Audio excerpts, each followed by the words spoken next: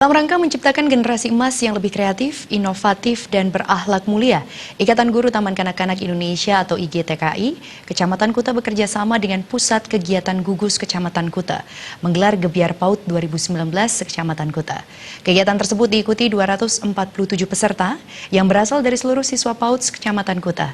Gebiar PAUD tahun 2019 Kecamatan Kuta dibuka secara resmi Bunda PAUD Kabupaten Badung yang ditandai dengan pemukulan gong. Gebiar PAUD tahun 2019 Kecamatan Kuta mengambil tema mengantarkan generasi emas yang kreatif, inovatif, cerdas, dan berakhlak mulia.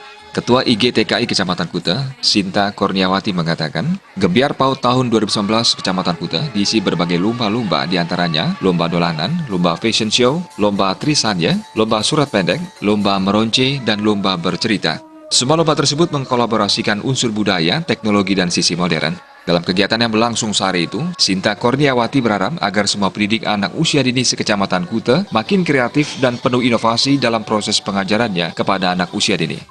Dengan tema pahlawan Hasanuddin. Harapan kami dari IGTKI Kecamatan Kuta dengan diadakannya kegiatan ini, kami sangat berharap sekali, terutamanya mendapat perhatian dari pihak-pihak terkait, baik pemerintah, dari CSR, dari pendidik-pendidik semua, dari para penggerak-penggerak semua yang ada di kecamatan dan kabupaten, agar lebih memperhatikan pendidikan anak usia dini, karena pendidikan anak usia dini itu sendiri sangat penting sekali, karena di mana usia dini itu adalah masa emas, masa yang benar-benar harus kita perhatikan dengan baik seperti itu.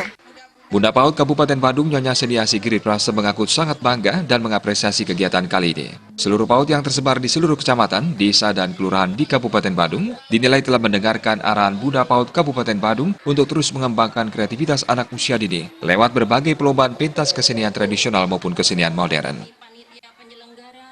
Mudah-mudahan kami berharap sangat di kedepannya ini ditingkatkan lagi, apa yang menjadi ikon Badung dan Bunda PAUD yang ada di Kabupaten Badung.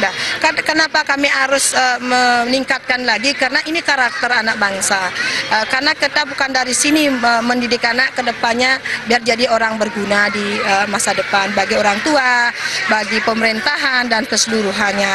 Nah, untuk itu kami berharap kepada bunda-bunda kecamatan yang belum mengikuti gelar aktivitas seperti ini, ayo bergegas, kita akan mendukung program-program yang berkualitas seperti ini. Demi menciptakan lulusan anak PAUD yang lebih berkualitas ke depannya, Bunda PAUD Kabupaten Badung terus memperhatikan dan terus memperjuangkan kesejahteraan para pendidik anak usia dini.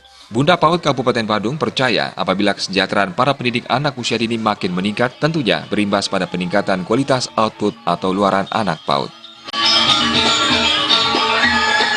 Program aktif mengembangkan dan melayani kebutuhan masyarakat mendidik bagi anak usia dini.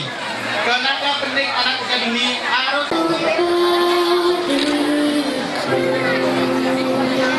Bung Krisna dan Dewa Krisna, Bali TV.